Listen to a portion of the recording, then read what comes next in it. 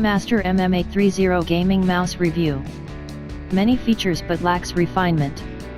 Cooler Master's new MM830 hides the old Master Mouse title while still stepping things up from the previous generation of mice.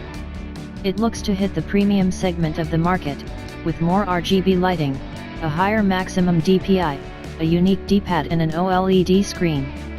It has a lot to offer on paper, thereby seeming to justify its $79, about £60, $110, price point.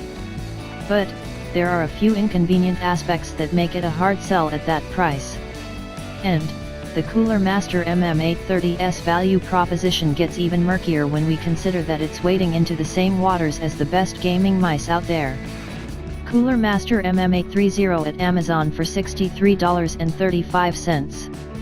The $79, £79, $129, Logitech G502 Hero steps on its toes with a near equal price, killer performance, custom weights, and plenty of buttons. Then there's also the $79, £79, about $100, SteelSeries Rival 600. And both of these are easy enough to find on sale for less.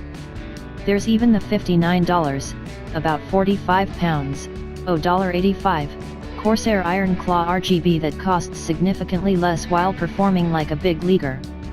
And, the older, $49, £34, $59, Master Mouse MM520 offers a solid value proposition as well.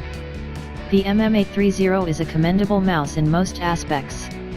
But, since we're not sold on the D-pad, OLED, or 24,000 DPI setting, it doesn't stand up favorably to the competition. Design. We previously reviewed the Cooler Master MM520 and MM530. Those feature a sturdy build with somewhat coarse plastics, and the new Master Mouse MM830 improves on that. It still has a solid body made of tough PBT plastic, but it has a smoother feel that's more pleasant to the touch.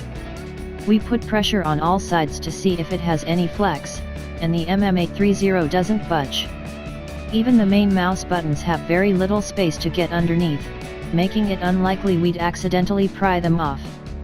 The mouse has split left and right mouse buttons that are separated from the rest of the body, and those are complemented by a clickable scroll wheel, a DPI switch and 4 thumb buttons in a D-pad configuration. The MM830 is actually surprisingly easy to hold. There is no grip on the right side, just a curve that offers a bit of room for the pinky finger to cling to. The D-pad side has a somewhat grippy rubber, and the combination is just enough for some quick liftoffs.